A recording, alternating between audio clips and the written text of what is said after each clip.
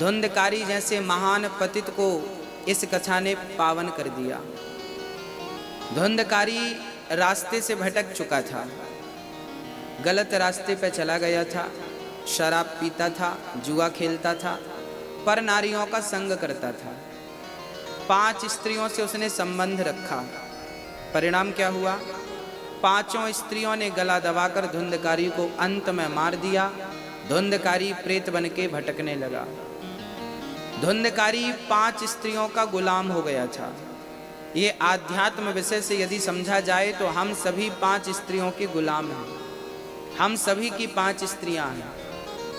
कौन कौन सी?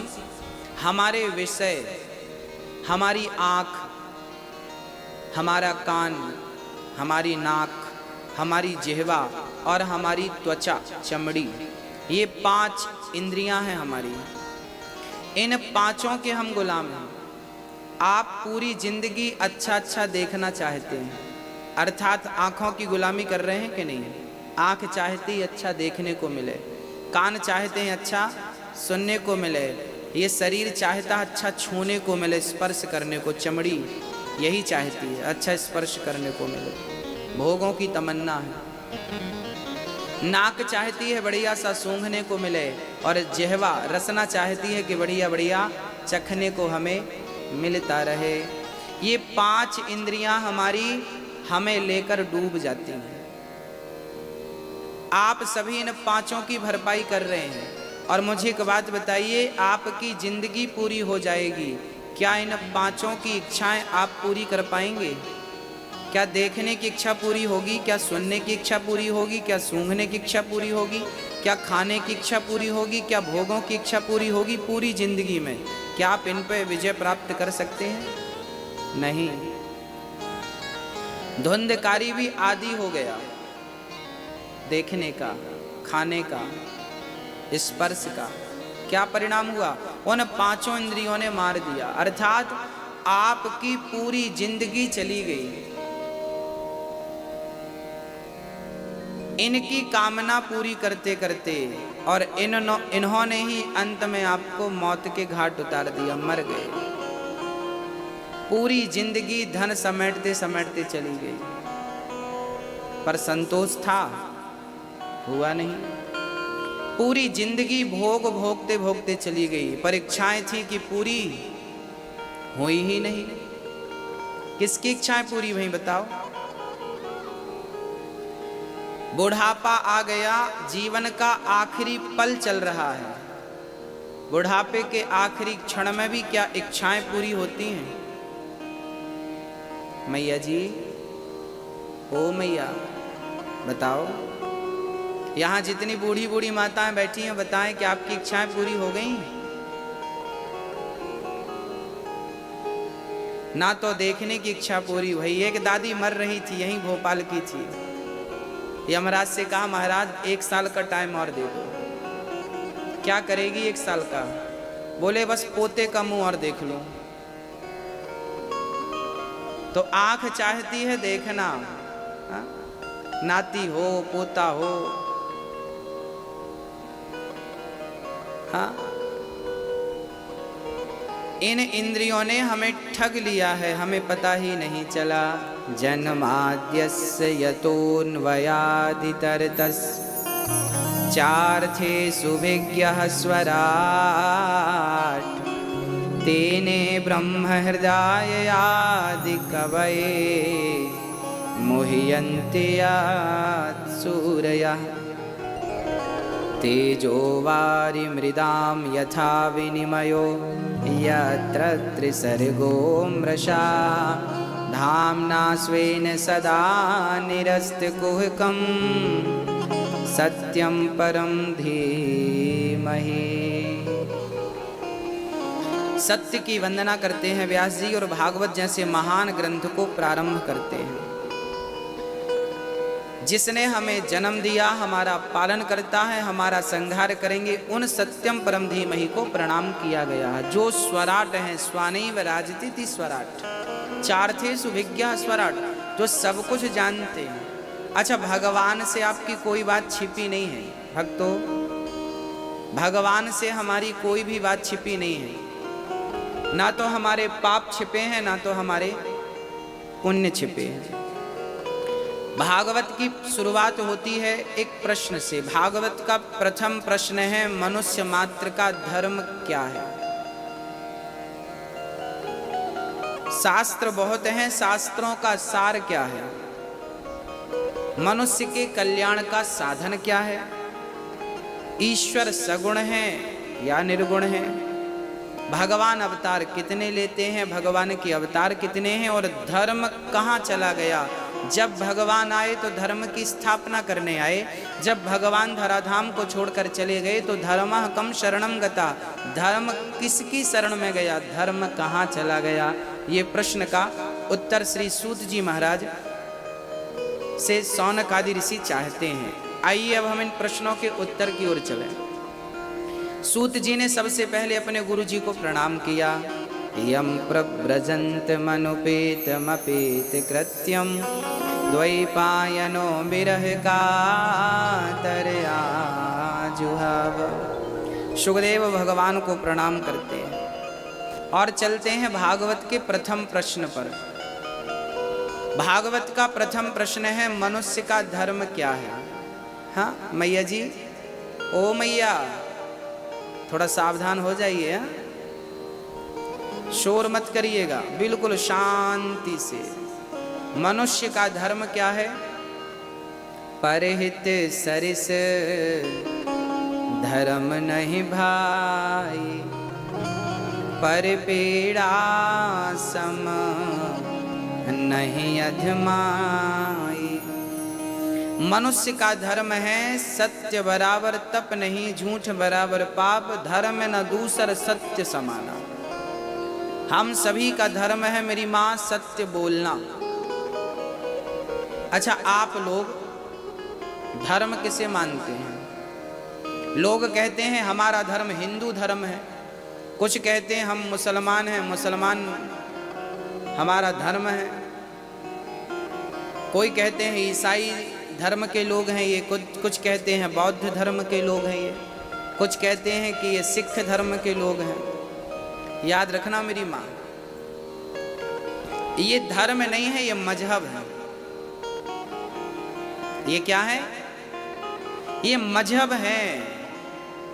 धर्म एक ही है सबका, चाहे वो हिंदू हो, मुसलमान हो, सिख हो, ईसाई हो, यदुही हो, पारसी हो, बौद्ध हो, कोई भी हो, एक ही धर्म है। और वो धर्म है, धर्म न दूसर सत्य समाना। सत्य से बड़ा धर्म कुछ नहीं है। हिंदू को भी सत्य बोलना चाहिए, मुसलमान को भी क्या बोलना चाहिए, सच बोलना चाहिए कि ना। सत्य की शिक्षा जिसके अंदर है वो ईश्वर से जुड़ा है, और जो सत्य का पालन नहीं करता वो किस धर्म का है मुझे नहीं पता। हमारे धर्म का नाम क्या है बताइए। आपके धर्म का नाम क्या है, क्या नाम है आपके धर्म का। मैया जी, आप किस धर्म से हो, क्या नाम है आपके धर्म का, बताइए। आपका धर्म क्या है, बोलो, क्या धर्म है, नहीं पता। लो, अभी पहली की बात, आप तो नर्सरी के विद्यार्थी और हम आपसे बात पीएचडी की कर रहे हैं। आप तो नर्सरी के विद्यार्थी हैं, ना उस प्रकार का ज्ञान हमें देना पड़ेगा आपको। हमारे धर्म का नाम है सत्य, सनातन। सनातन मीन्स पुराना। सत्य सनातन धर्म की जय बोलते हैं कि नहीं। सत्य सनातन धर्म की, हमारे धर्म का नाम ही सत्य है, अर्थात सत्य ही हमारा धर्म है, ये समझिए। सत्य ही हमारा क्या है, धर्म है। धर्म में न दूसर सत्य समाना, गोस्वामी जी कह रहे हैं। एक ही धर्म एक व्रत नैमा। हमारे शास्त्र कहते हैं एक ही धर्म है, दो धर्म नहीं है। मनुष्य का धर्म क्या है, सत्य बोलना। अच्छा, आप में से मनुष्य कितने हैं? हाथ खड़े करें। जो मनुष्य हैं वो हाथ उठाएं। मनुष्य के रूप में शैतान भी तो हो सकते हैं। हाँ,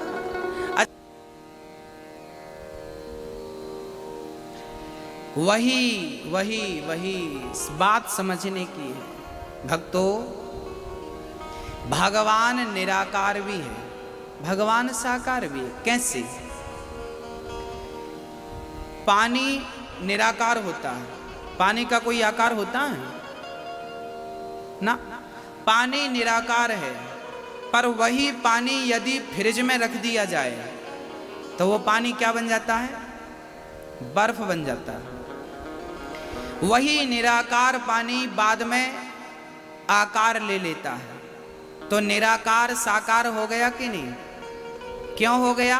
क्योंकि फ्रिज की संगत मिल गई। जो निराकार था थोड़ी देर पहले पानी, वही बर्फ बन गया तो साकार हो गया ना।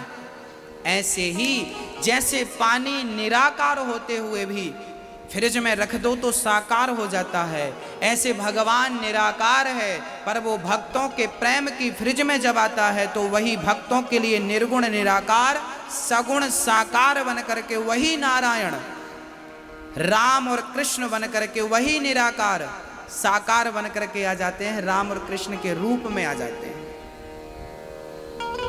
हाँ, वही निराकार है, वही साकार है। आप कभी ये गलती ना करें कि निराकार अलग और साकार अलग, वही है। समझ रहे हैं?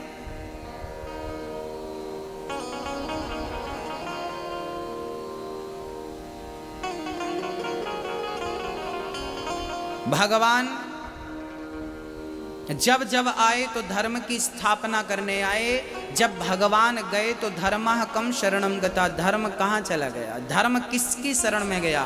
बोले धर्म सत्य की शरण में चला गया।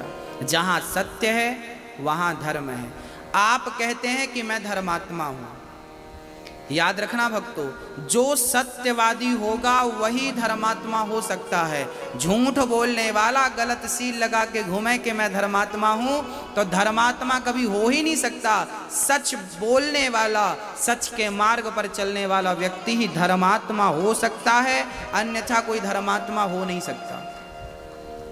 आप दिन भर झूठ बोलें और कहें कि मैं धर्मात्मा हूं, हाँ संभव है? गांव में कहावत कहते हैं कि 100 चूहे खाकर बिल्ली हज को चली। 100 चूहे खाकर बिल्ली कहाँ चली?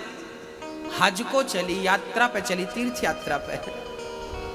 जो आदमी दिन भर झूठ बोलता है वो कहता है कि मैं धर्मात्मा हूं, तो हंसी आती है। तुम्हें धर्म की परिभाषाएं तो समझ लेनी चाहिए। धर्म कहते किसे? धर्म के लिए करना क्या पड़ता है? मेरी माँ, आप सभी लोग धर्म के मार्ग पर चल सकती हो, बस सत्य को पकड़ लीजिए। संकल्प लीजिए कि कभी झूठ नहीं बोलेंगे। कितनी भी बड़ी मुसीबत आ जाए, कितना भी बड़ा नुकसान हो जाए, परंतु आप सत्य का साथ नहीं छोड़ेंगे। राजा हरिश्चंद्र बिक गए, अपने आप को बेच दिया, क्या सत्य को छोड़ा? अपनी पत्नी तारा को बेच दिया, अपने पुत्र रोहित को बेच दिया, क्या सत्य को छोड़ा? यदि हमारे देश का राजा धर्म के लिए अपने आप को बेच सकता है, परिवार को बेच सकता है, बस भक्तों इतनी बात बहुत है कि धर्म के लिए प्राण चले जाएं, पर धर्म नहीं जाना चाहिए, सत्य नहीं जाना चाहिए।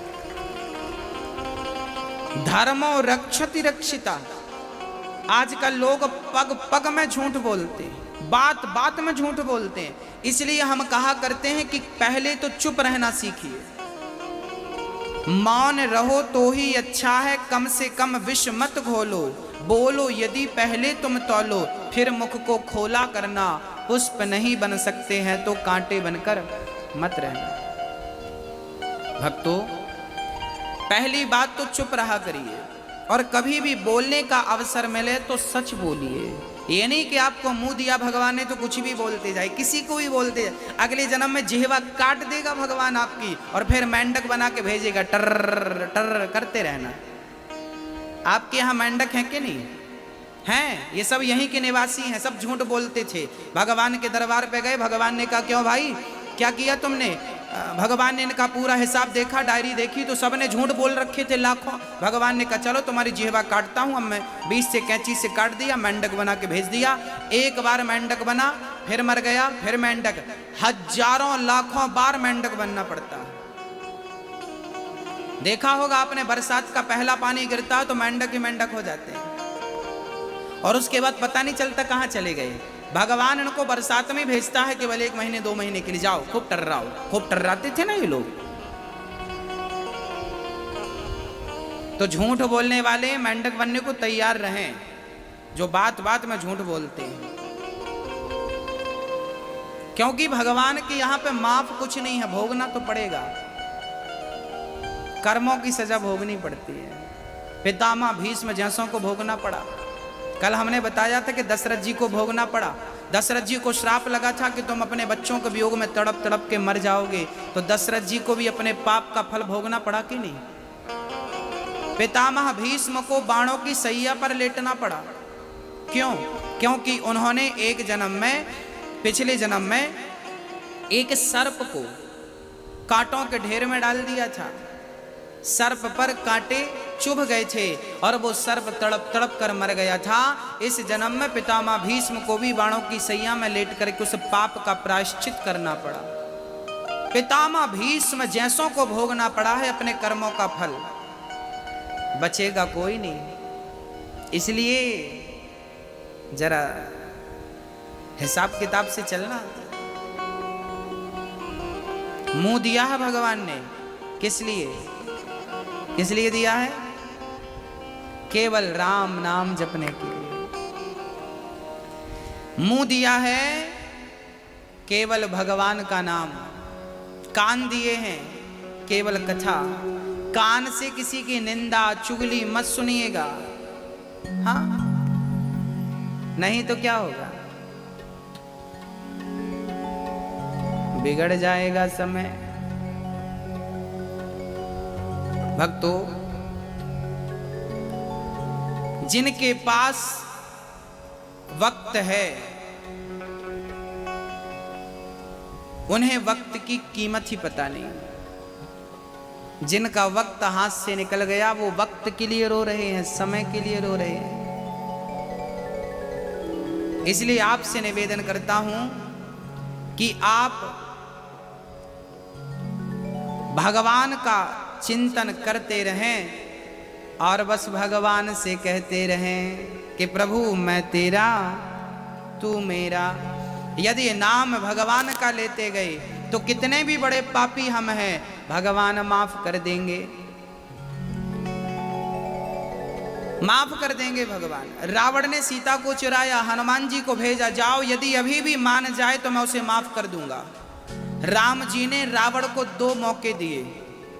पहला मौका हनुमान जी को भेजा, अभी भी सुधर जा, मैं माफ कर दूंगा। दूसरा मौका अंगद जी को भेजा और तीसरा भी मौका दिया। जब राम जी के सामने रावण खड़ा हुआ तो राम जी ने कहा कि अभी भी तू मेरी शरण में आ जा, मैं तुझे माफ कर दूंगा। जब शरण ग्रहण नहीं किया तो परिणाम क्या हुआ? रहा ना कोकुल रोबनिहारा। रावण मरा तो रोने वाला कोई नहीं बचा। जो भगवान से पंगा लेता है ना, उसकी हालत ऐसी होती है कि गली गली पुतले जलाए जाते हैं। हाँ, और हाँ, जिसके लायक ही नहीं मैं, जिसके लायक ही नहीं मैं, वो मिल जाता है। क्यों घबराऊं मैं, मेरा तो श्याम से नाता है। भक्तों,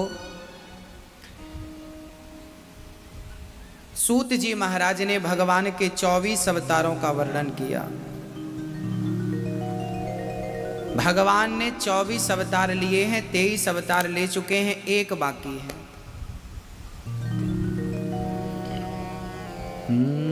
नारायण नारद हरि कपिल देव श्री राम। हंस हयग्रीव मोहिनी दत्तात्रेय सुखधाम।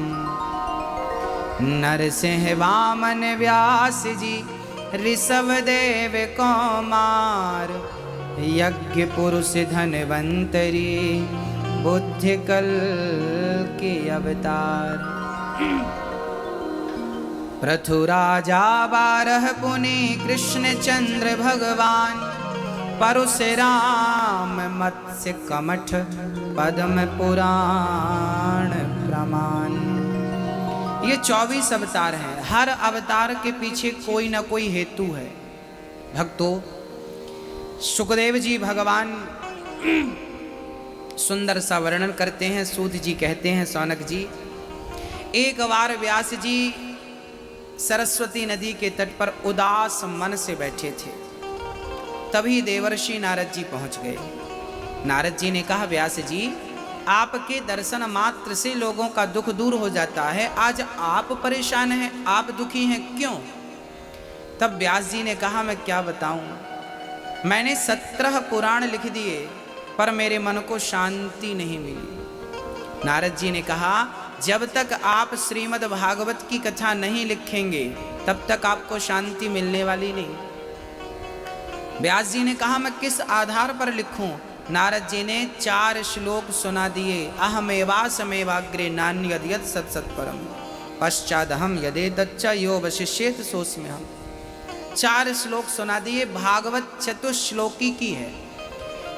भागवत सबसे पहले भगवान नारायण ने ब्रह्मा को सुनाई थी।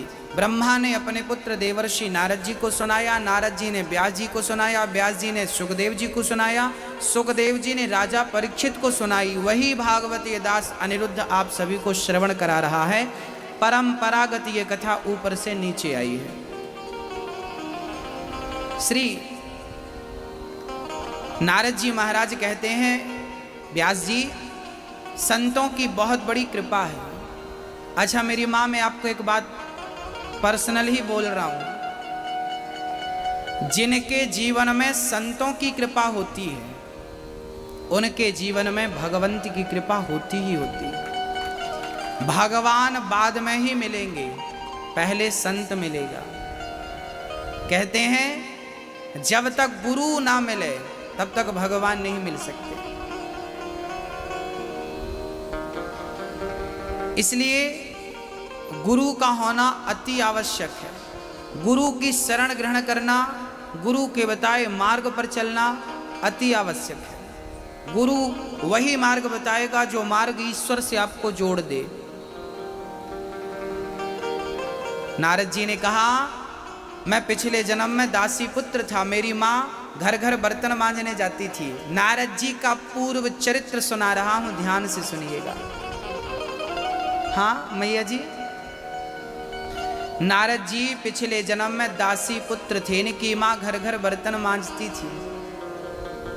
नारद जी ने कहा कि एक बार मेरे गांव में कुछ संत आए चतुर्मास व्यतीत करने के लिए। मैंने उन संतों की खूब सेवा की। चरण दबाना, उनके वस्त्र धुलना, और जब संत खा लेते थे तो उनकी जो जूठन बचती थी, प्रसादी बचती थी, वो प्रसादी मैं ग्रहण कर लेता था। कहते हैं कि किसी संत का जूठन यदि आपने एक बार खा लिया तो आपको भगवान एक मौका जरूर, आप कितने भी बड़े पतित हैं, अपना कल्याण करने का एक मौका जरूर दिया जाएगा, भगवान देंगे यदि आपने किसी संत का जूठन खाया तो। इसलिए पहले के जमाने में संत चतुर्मास व्यतीत करने आते थे तो संतों के चरण दबाना, संतों का दिया प्रसाद ग्रहण करना, ऐसा लोग करते थे। 4 महीने तक संतों की सेवा खूब करते थे। नारद जी बोले, मैंने खूब सेवा की। तब संतों ने मुझे एक मंत्र दिया।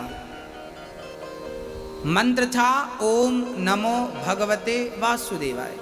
मैंने उस मंत्र का जो जाप किया, जब संत जाने लगे तो मैं भी संतों के पीछे पीछे चल पड़ा। मेरी माँ दौड़ कर आई, बेटा यदि तू चला जाएगा तेरी माँ मर जाएगी, रुक जा बेटा। संतों ने मुझे रोक दिया कि बेटा माँ की सेवा करना तुम्हारा पहला परम धर्म है। मैं रुक गया। एक दिन मेरी माँ गाय दोहने गई तो माँ को सर्प ने डस लिया, माँ मर गई। माँ के मरते ही मैंने माँ का संस्कार किया और उसी रास्ते चल पड़ा जिस रास्ते संत गए थे। घनघोर जंगल में मैं पहुंचा, वहां पर एक पेड़ की छांव में मैं खड़े होकर उस मंत्र का जाप करने लगा जो मंत्र संतों ने दिया था। जाप करने लगा, धीरे धीरे मुझे आनंद की अनुभूति होने लगी, भगवान का एहसास होने लगा। अब तो मैं जहां देखता बस मुझे भगवान गोविंद नारायण ही नारायण नजर आते। आखिरी समय में भगवान की एक छवि सामने आई और भगवान का दर्शन हुआ और भगवान अंतर्धान हो गए। नारद जी बोले कि मैं रोने लगा, हे प्रभु आपने मुझे दर्शन दिया, आप चले गए। तब आकाशवाणी हुई, पुत्र इस जन्म में तेरे इतने ही पुण्य हैं कि तू मेरी एक झलक देख सके। अब अपने पुण्यों को बढ़ा ताकि तू मेरा दर्शन प्राप्त कर सके। नारद जी बोले मैं उस मंत्र का जाप करते करते प्राणों को त्याग दिया और इस जन्म में मैं नारद जी ब्रह्मा का पुत्र बनकर नारद बनकर प्रकट हुआ। और अब तो उस जन्म के भजन का प्रभाव ये है कि जब भी मन करे मैं भगवान के क्षीर सागर चला जाता हूँ और लक्ष्मी नारायण का दर्शन अपनी निज आंखों से कर लेता हूँ। भक्तों, भजन में ही इतनी शक्ति है कि वो आपको भगवान का दर्शन करा सकता है। जिस प्रकार का पुण्य होगा उस प्रकार का दर्शन होगा। यदि आपको भगवान की एक झलक मिल गई कभी सपने में या प्रत्यक्ष, तो समझना कि हमारा पुण्य इतना ही था। अब उनकी और झलक देखना हो तो पुण्य बढ़ाना होगा, उनसे प्रेम करना होगा। वो प्रेम, वो भक्ति ही आपको वहां तक पहुंचाएगी। नारद जी बोले मैं भजन के प्रभाव से, संतों की कृपा से आज मैं नारद बना हूं। कागा से तो है हंस करेगो,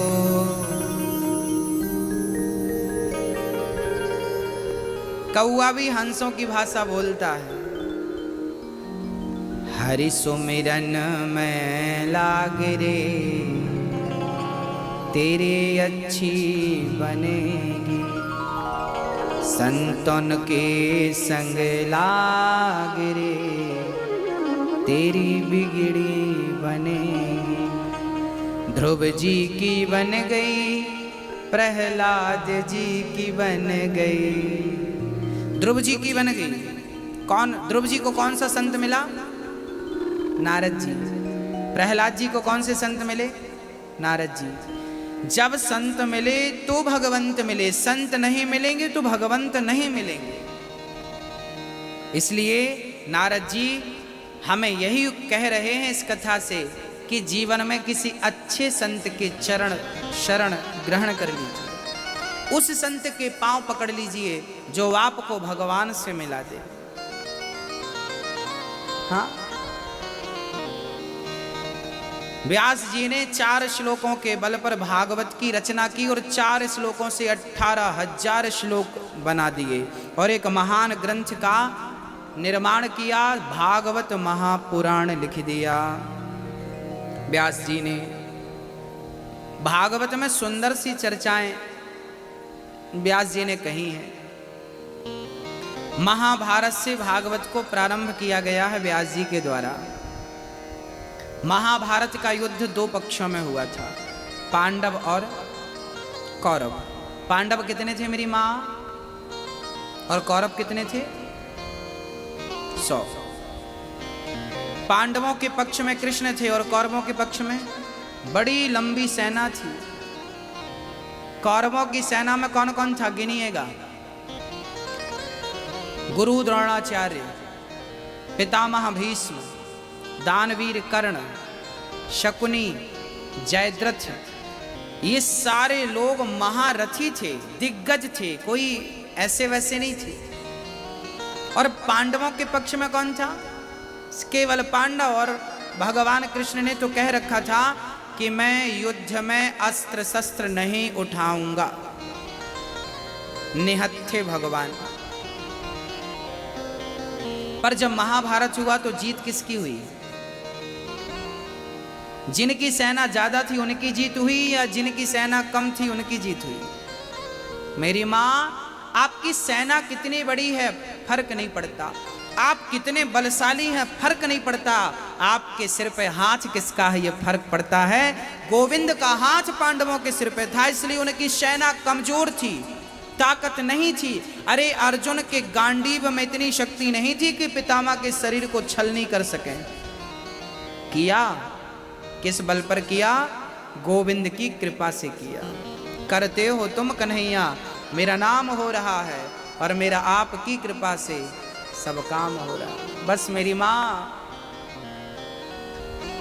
भगवान सब कुछ करते हुए भी कुछ नहीं करते और कुछ नहीं करते हुए भी सब कुछ करते हैं। बिनु पग चलहि सुनहि बिनु काना, कर बिनु कर्म करहि विधि नाना। वो बिना पांव के चलने की सामर्थ्यता रखते हैं भगवान।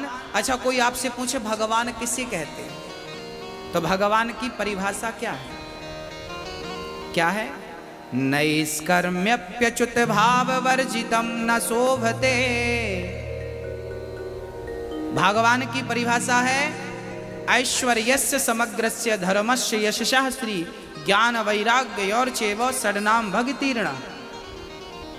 जिसमें ये 6 गुण हो वो भगवान है। कौन कौन से? बोले बिनु पग चलहि सुनहि बिनु काना, कर बिनु कर्म करहि विधि नाना। जो बिना कान के सुन ले उसे भगवान कहते। अच्छा, भगवान बिना कान के सुनते हैं कि नहीं? हम आपसे पूछ रहे हैं, जवाब दीजिए।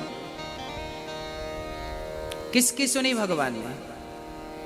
आपके सामने कौन सा उदाहरण है जो बिना कान के भगवान ने सुना हो, बिना पांव के भगवान चले हों और बिना हाथ लगाए भगवान ने काम कर दिया? कहां की घटना है ये? हाँ, आज हम आपको बताएंगे। जब भरी सभा में द्रौपदी की साड़ी खिंच रही थी तो भरी सभा में द्रौपदी ने पुकारा था। किसे पुकारा था? किसे बुलाया था मेरी मां? मेरी असुवन भीगे साड़ी, आ जाओ कृष्ण मुरारी। हे गोविंद, कहाँ जा छिपे हो प्यारे कन्हैया, यहाँ लाज मेरी लूटी जा रही है। दुशासन के हाथों तेरी द्रौपदी की सभा बीच साड़ी खींची जा रही है। कहाँ जा छिपे हो प्यारे कन्हैया, यहाँ लाज मेरी लूटी जा रही है। जिन्होंने कभी मेरी सूरत न देखी, द्रौपदी कह रही है कन्हैया, जिन्होंने मेरी सूरत न देखी वो देखेंगे आज बदन मेरा नंगा। जुआ में पति जी मेरे हारे हैं बाजी, महलों की रानी लूटी जा रही है। द्रौपदी ने हाथ उठाकर कहा, कन्हैया यदि नहीं आए तो आपकी बहन लुट जाएगी। और याद रखना, आज लाज आपकी बहन की नहीं, लाज तो आपकी जाएगी।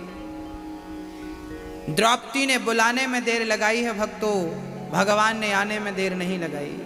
द्रौपदी ने पहले पति को बुलाया, अर्जुन मुझे बचाओ। गुरु द्रोणाचार्य जी बचाओ, पितामह भीष्म बचाओ, जब किसी ने नहीं मदद के हाथ खड़े किए तब द्रौपदी ने दोनों हाथ खड़े कर दिए, कन्हैया अब साड़ी उतर रही है तो मुझे फर्क नहीं पड़ता, क्योंकि मैंने शरण ग्रहण कर दी, मैं शरण में हूं आपकी, अब साड़ी उतरे या बचे आपकी मर्जी।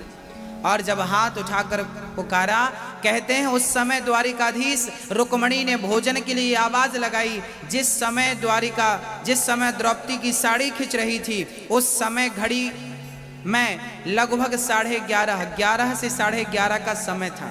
सुबह प्रातःकाल दोपहर का समय था और उसी समय द्रौपदी कन्हैया को बुला रही थी। उसी समय रुक्मणी जी कृष्ण को आवाज लगा रही थी कि भोजन तैयार है, गरम गरम जल्दी भोजन कर लीजिए। और कन्हैया तो बस इंतजार कर रहे थे कि मेरी बहन बुलाए और मैं जाऊं, पर बहन है कि बुलाती नहीं, पति को बुला रही है, पितामह को बुला रही है। भगवान हाथ बांध कर खड़े हैं, जब तक तू बुलाएगी नहीं मैं आऊंगा कैसे। और जब कोई नहीं आया तो द्रौपदी ने आवाज लगाई, आओ कन्हैया आओ मुरारी, तुमको पुकारे ये बहना तुम्हारी। आओ कन्हैया कि आओ मुरारी, तुमको पुकारे ये बहना तुम्हारी, कि देखो जरा ये हालत हमारी, कि बहना तुम्हारी लूटी जा रही है। द्रौपदी की साड़ी पकड़कर दुशासन खींचता जा रहा है। रुक्मणी कह रही हैं कि आओ प्रभु भोजन कर लो, ठंडा हो रहा है। और जैसे ही आवाज लगाई द्रौपदी ने, उस हाल में थाली के सामने बैठे थे रुक्मणी ने बिठा दिया जबरदस्ती। भगवान ने रोटी तोड़ी, सब्जी लगाई और बस खाने वाले थे कि आवाज द्रौपदी ने लगा दी। उसी हाल में रोटी का निवाला वहीं रखा और दौड़ पड़े द्वारिकाधीश ने जाकर बिना पांव के दौड़ लिया। बिनु पग चले ही सुनहि बिनु काना। द्रौपदी ने जहां से बुलाया था उस जगह का नाम था हस्तिनापुर। हस्तिनापुर बोले तो आज उसे दिल्ली कहते हैं। दिल्ली से द्रौपदी ने पुकारा था द्वारिका। दिल्ली से द्वारिका की दूरी लगभग 1500 किलोमीटर से ज्यादा ही होनी चाहिए लगभग। तो बिना कान के, उस टाइम पे टेलीफोन भी नहीं था, बिना कान के सुन लिया कि नहीं? केवल सुन लिया बिना कान के, ऐसा नहीं बिनु पग चले ही सुन ही बिनु काना, बिना पांव के दौड़ गया कि नहीं? अब सोचिए कि किसी की साड़ी उतर रही है, आधी उतर चुकी है और आधी उतर रही है, तो क्या 1500 किलोमीटर से कोई आकर के उसकी उतरती हुई साड़ी को बचा सकता है? तो बिना कान के सुन लिया कन्हैया ने और बिना हाथ लगाए दौड़कर वस्त्र बन करके द्रौपदी के वस्त्र को बढ़ा दिया। दुशासन खींचता गया, साड़ी का ढेर लग गया। दुशासन बोला कि साड़ी बीच नारी है कि नारी बीच साड़ी है कि साड़ी ही की नारी है कि नारी ही की साड़ी है। तब द्रौपदी ने कहा, मूर्ख, ना साड़ी बीच नारी है ना नारी बीच साड़ी है, ना साड़ी ही की नारी है ना नारी ही की साड़ी है। ये तो वृंदावन बिहारी है जो खिंचा जा रहा है, खिंचा जा रहा है। आज भक्त के लिए भगवान वस्त्र बन करके खिंच रहे हैं। भक्तों, बुलाने वाली द्रौपदी हो तो भगवान आज भी आते हैं। बस बुलाने वाली द्रौपदी तो नहीं है, इसलिए आने में देर लगती है, नहीं तो उसके आने में देर नहीं लगती मेरी मां। भक्तों, अद्भुत चर्चा। बिना पांव के दौड़ गए, बिना कान के सुन लिया और बिना हाथ लगाए साड़ी बढ़ा दी कि नहीं? तो बिनु पग चले ही सुन ही बिनु काना, कर बिनु कर्म, मतलब हाथ के बिना काम। भगवान इन्हें कहते हैं जो बिना पांव के चले, बिना हाथ लगाए कार्य करे, वो ईश्वर है। भक्तों, ऐसे भगवान की शरण यदि ग्रहण की जाए तो जैसे द्रौपदी की लाज उन्होंने जाने नहीं दी, सच्चे भक्त की कभी वो लाज जाने नहीं देते। यदि भक्ति अच्छी है, निष्काम है, सच्ची है, तो भगवान आपकी लाज नहीं जाने देंगे। प्रहलाद जी ने खंबे की ओर इशारा करके कहा था कि इस खंबे पे भगवान है। हिरण्यकश्यप ने खंबे पर प्रहार किया तो खंबा चीर के कौन प्रकट हुआ? नरसिंह भगवान आए। क्यों आए? यदि भगवान नहीं आते तो भक्त का वचन मिथ्या हो जाता। तो कभी भक्त का वचन मिथ्या ना हो, इसलिए भगवान नरसिंह बनकर प्रकट हो गए। भगवान कहते हैं कि मेरा वचन मिथ्या हो तो चलेगा, पर मेरे भक्त का वचन मिथ्या ना हो। भगवान अपने भक्त के वचन की लाज रखते हैं, याद रखिएगा। बस प्रेम से पुकारा जाए। महाभारत का युद्ध पूरा हुआ, 99 कौरव मारे गए, 100वां था दुर्योधन। भीम भैया ने गदा के प्रहार से दुर्योधन की दोनों जंघाओं को तोड़ दिया, जांघ टूट गई। मौत को पुकार रहा है दुर्योधन, मौत आ जाती तो मैं मर जाता, पर इतना पापी था कि मौत जल्दी से आई नहीं। गुरु द्रोणाचार्य के पुत्र अश्वत्थामा वहां पर आ गए। अश्वत्थामा ने कहा, दुर्योधन मैं आपकी क्या मदद करूं? क्या अच्छा सा वैद्य दिलाकर मैं आपका इलाज करा दूं? दुर्योधन बोला, मित्र मेरी एक ही इच्छा रह गई है आखिरी, क्या पूरी कर सकते हो? हाँ हाँ, क्या इच्छा है?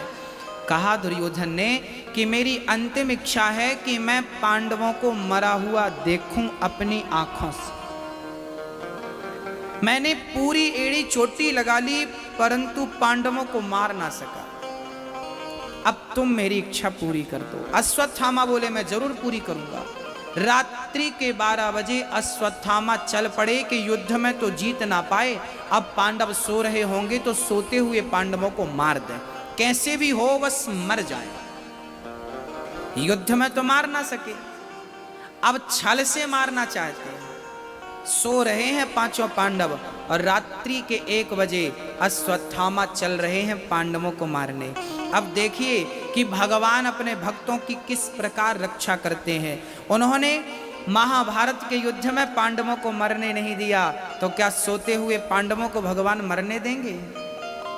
हाँ, रात्रि के 12 बजे जब अश्वत्थामा चले तो भगवान श्री कृष्ण ने रात्रि को पांडवों को जगाया। अर्जुन, भीम भैया, युधिष्ठिर भैया जागिए। पांडव जागे, कन्हैया रात्रि के 1 बज रहे हैं, क्या हुआ आपको नींद नहीं आ रही है? भक्त सो रहा है और भगवान भक्त के लिए जाग रहा है। निश्चिंत होके आप सोइए, विश्वास के साथ सोइए कि मेरा कन्हैया बाल भी बांका नहीं होने देगा। अर्जुन को, पांडवों को जगाया भगवान ने। अरे सारी दुनिया आपकी जीत का जश्न मना रही और आप सो रहे हैं, जागो।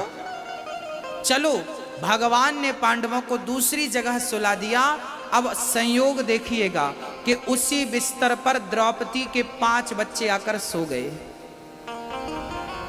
उन 5 बच्चों को पांडव समझकर, क्योंकि वो पांडवों के 5 का एक बेटा था। द्रौपदी 5 की पत्नी थी ना, पर द्रौपदी एक साथ 5 की पत्नी नहीं थी। उनके 11 महीने का टाइम नियुक्त था। 11 महीने तक वो अर्जुन की पत्नी रहेगी, फिर उसके 11 महीने तक वो युधिष्ठिर की पत्नी रहेगी, फिर उसके 11 महीने तक वो नकुल सहदेव की। ऐसे वो कहते हैं कि 5 कन्याओं में द्रौपदी का उच्च स्थान है। कहते हैं द्रौपदी हमेशा 16 वर्ष की कुंवारी कन्या रहती थी, उसका कुंवारपन कभी भंग नहीं होता था। शास्त्रों में ऐसा लिखा है, वो हमेशा कुंवारी ही रहती थी। एक पति से जब दूसरे पति के पास जाती थी तो वो कुंवारी ही जाती थी, पतिव्रता थी। उन 5 पांडवों का एक बेटा द्रौपदी के गर्भ में था और द्रौपदी ने 5 बच्चों को अलग अलग टाइम पे जन्म दिया। वो 5 बच्चे पांडवों की तरह दिखते थे। अर्जुन का बेटा अर्जुन जैसा, युधिष्ठिर का बेटा युधिष्ठिर जैसा। वो पांचों बच्चे आकर उस बिस्तर पर सो गए और अश्वत्थामा ने उन बच्चों को पांडव समझ लिया और पांचों का सिर काट दिया। सिर ले जाकर दुर्योधन को दिखाया, मित्र देखो मैंने पांचों पांडवों की हत्या कर दी और ये रहा सबूत, पांचों का सिर लेकर आया। दुर्योधन बड़ा प्रसन्न हुआ, वाह मित्र तूने सारी इच्छाएं पूरी कर दी। और थोड़ी देर बाद जब ध्यान से देखा, दुर्योधन रोने लगा, मित्र ये पांडव नहीं, ये पांडव पुत्र हैं। दुर्योधन पहले प्रसन्न हुआ कि पांडव मर गए, बाद में दुख हुआ कि पांडव पुत्र हैं ये। उसी संधि में दुर्योधन की मृत्यु हो गई। अच्छा, दुर्योधन को वरदान था कि तुम पहले प्रसन्न होगे और प्रसन्नता के तुरंत बाद जब तुम्हें दुख होगा, जितनी प्रसन्नता उतना ही दुख जब होगा, तब तुम मरोगे, नहीं तो मरोगे ही नहीं। तो भगवान श्री कृष्ण से एक प्रश्न किया गया। अब विचार करिए कि भगवान ने पांडवों को बचा लिया, भगवान चाहते तो क्या उन बच्चों को नहीं बचा सकते थे, द्रौपदी के पांचों बच्चों को?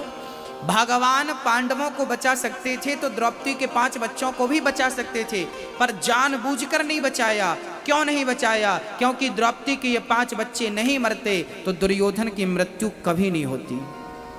दुर्योधन की मृत्यु के लिए इन 5 बच्चों को जन्म लेना पड़ा था, पता है आपको? केवल दुर्योधन की मृत्यु के लिए इन 5 बच्चों ने जन्म लिया था। दूसरी बात यह है कि जिसका टाइम जितना होता है ना, वो उतना ही रहता।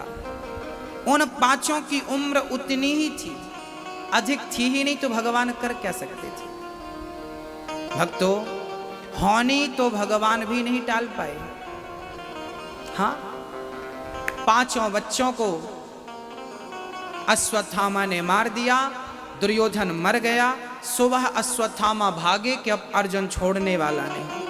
सुबह द्रौपदी ने देखा कि मेरे बच्चे आज सोकर नहीं उठे।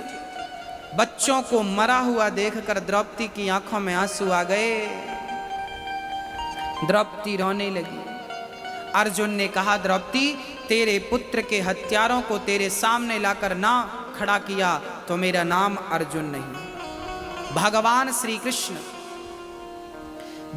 श्री कृष्ण अर्जुन को रथ पर बिठाते हैं और अश्वत्थामा के समक्ष ले जाकर खड़ा कर देते हैं। अश्वत्थामा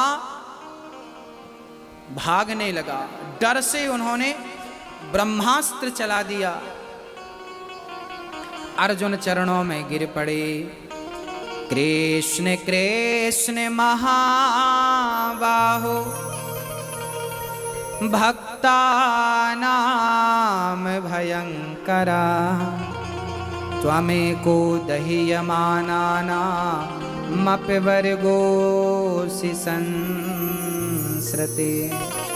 अर्जुन चरणों में गिर पड़े, प्रभु उसने हमें मारने ब्रह्मास्त्र चला दिया, गोविंद रक्षा करिए। भगवान बोले कि आप को ब्रह्मास्त्र से प्रहार किया गया है, आप भी ब्रह्मास्त्र चलाइए जल्दी से।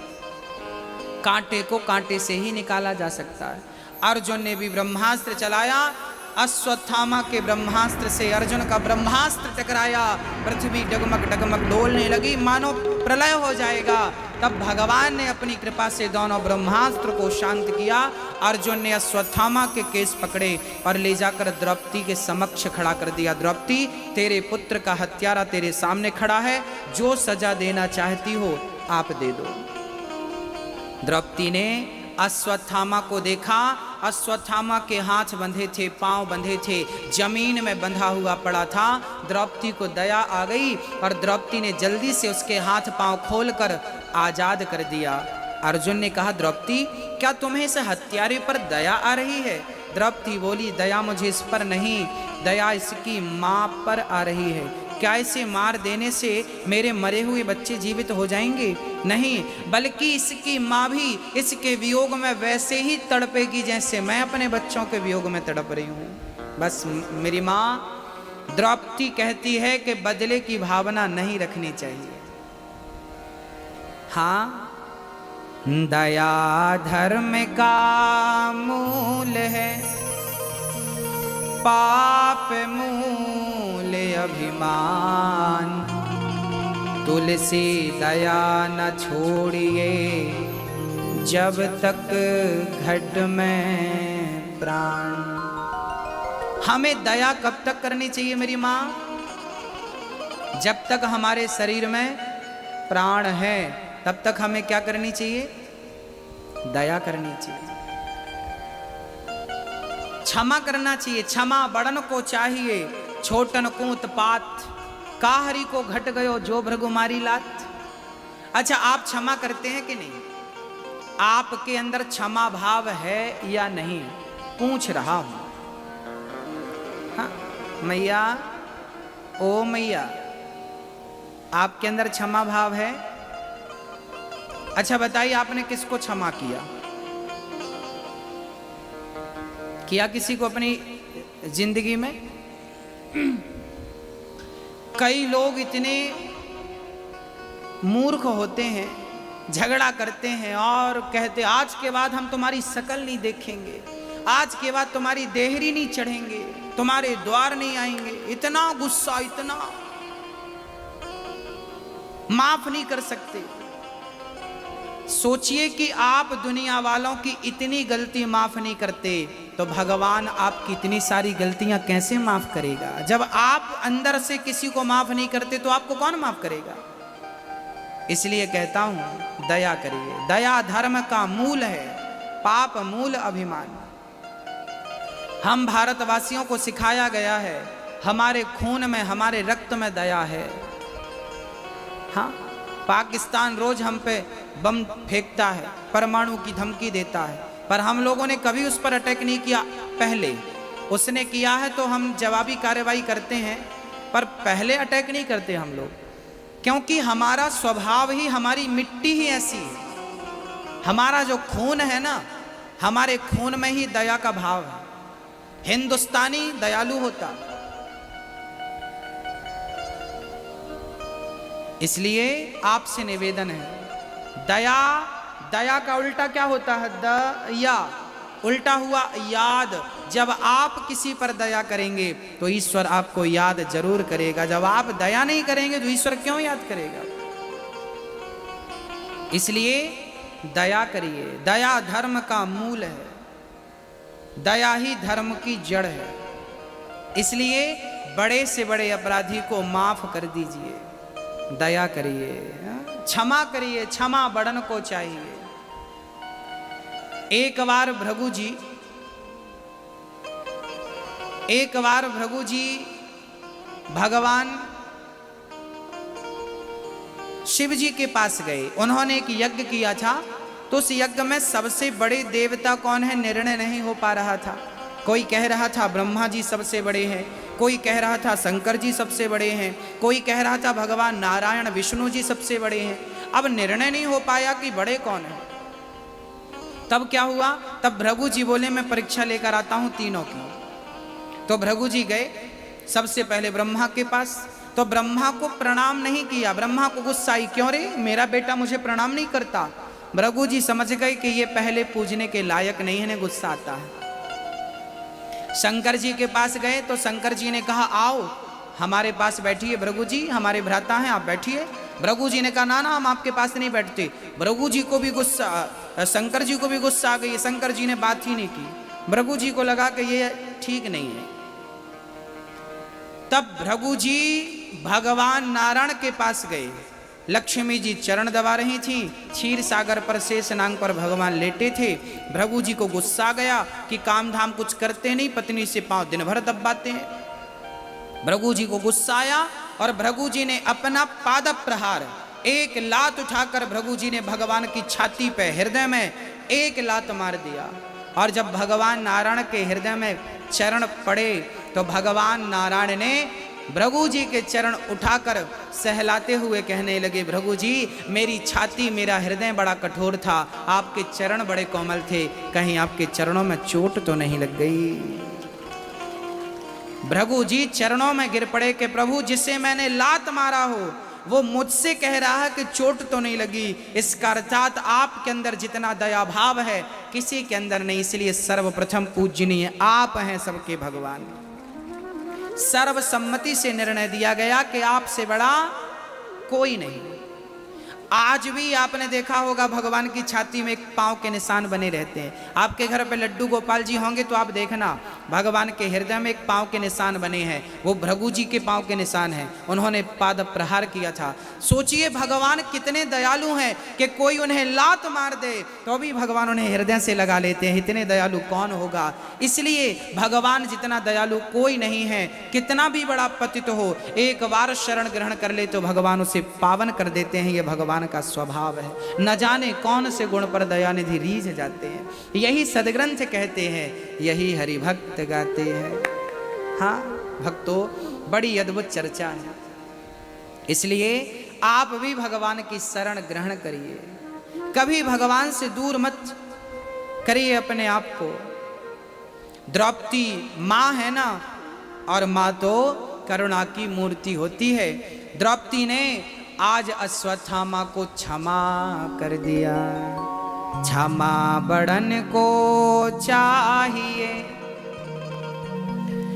छोटन को उत्पात। का हरि को घट गयो जो भृगु मारे लात। भगवान लात मारने वाले पर भी गुस्सा नहीं करते, और आपको किसी की ठोकर लग जाए तो आप गुस्सा करते हैं। इसलिए दया, मां कितनी करुणा से परिपूर्ण होती है। मां, अच्छा मां दयालु होती है कि नहीं? भगवान के बाद एक मां ही होती है जो बच्चों के लात खाकर भी बच्चों से प्यार करती है। ईश्वर के बाद इसलिए मां को ईश्वर का दर्जा दिया गया है। हाँ, छोटा सा बच्चा जब, पहली बात तो जब वो गर्भ में रहता है ना, आपने और हमने अपने माँ के पेट में ही लात मारा। जब हम माँ के पेट में थे ना तो अंदर ही लात मारते थे माँ को, और बाहर आए तो फिर लात मारते थे। माँ के मुंह पे, माँ की छाती पे लात। और बड़े होकर भी तुम लात ही मारोगे तो बताओ क्या होगा उस माँ का। इसलिए माँ से प्यार करिए। तू कितनी अच्छी है, तू कितनी भोली है, हो प्यारी प्यारी है ओ माँ, ओ माँ। भक्तों, मुझे इस दुनिया में लाया, मुझे बोले न चलना सिखाया। ओ मात पिता तुम्हें वंदन, मैंने किस्मत से तुम्हें पाया। ओ मात पिता तुम्हें वंदन, मैंने किस्मत से तुम्हें पाया। आप में से किस किस की सासू माँ जिंदा है? हाथ उठाओ। है ना? पाँव दबाती हो कि नहीं सास की? नहीं दबाती। तो फिर आप अपनी बहू से कभी उम्मीद करेंगी? हाँ, करेंगी? नहीं, उम्मीद तो है हम भगवान हमें ऐसी बहू देना हमारे खूब पाँव दबाए, पर हमें अपनी सास के ना दबाना पड़े।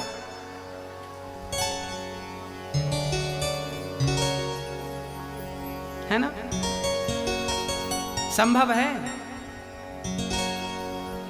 अच्छा, आप एक बार, आप में से भाई किस किस का है? जिनका भाई है हाथ उठाओ। जिनका भाई है, हाँ है भाई है आपका? और भौजाई है कि नहीं? भाभी आपकी है ना? तो आप चाहती हो कि आपकी भौजाई आपकी माँ को मारे, घर से निकाल दे, है बुढ़िया चल। क्या आप चाहती हो कि आपकी भाभी आपकी माँ को निकाल दे? अच्छा, आप चाहती हो कि आपकी भाभी आपकी माँ की पाँव दबाया करे? आप चाहती हो ना? आप चाहती हो कि आपकी भाभी आपकी माँ का ध्यान रखा करे? आप कौन कौन बहन चाहती है कि मेरी भाभी मेरी माँ का ख्याल रखे? कौन कौन जो चाहता हाथ उठाओ। देखो, सब चाहती हैं कि मेरी भाभी मेरी माँ का ख्याल रखे। आप भी तो किसी की भाभी होंगी, आप भी अपनी सास का ख्याल रखा करिए, आप भी अपनी माँ का ख्याल, सासू माँ का ख्याल रखा करिए। जब आप अपनी अपनी सासों का ख्याल रखने शुरू कर देंगे तो आपकी माँ जहाँ होगी उसका ख्याल रखा जाएगा, होगा उसका ख्याल रखने वाला कोई। समस्या तो तब खड़ी होती है जब आप अच्छा चाहते तो हैं पर अच्छा करते नहीं हैं। सोच अच्छी है, चाह अच्छी है, पर करना अच्छा नहीं है।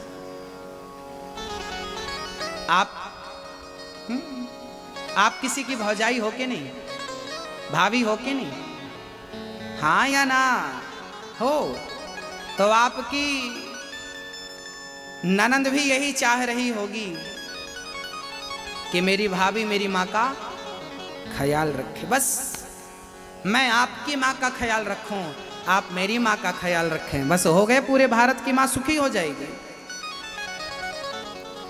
टेंशन तब होती है, कष्ट तब होता है जब बहुएं अपनी माँ को, बूढ़ी सास को 2 रोटी भी प्यार से नहीं देती, बड़ा कष्ट होता है। मुझे लगता है कि ये बहुएं भूल चुकी हैं कि तुम्हारा भी एक समय ऐसा आने वाला है।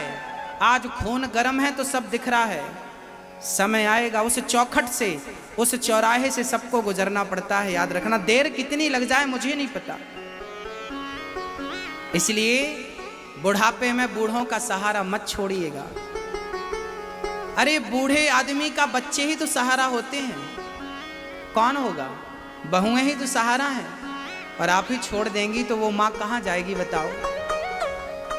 हाँ, मेरी माँ, सास की सेवा बहुत अच्छे से करिएगा, क्योंकि बुजुर्गों में ही और बच्चों में ही भगवान बसता है।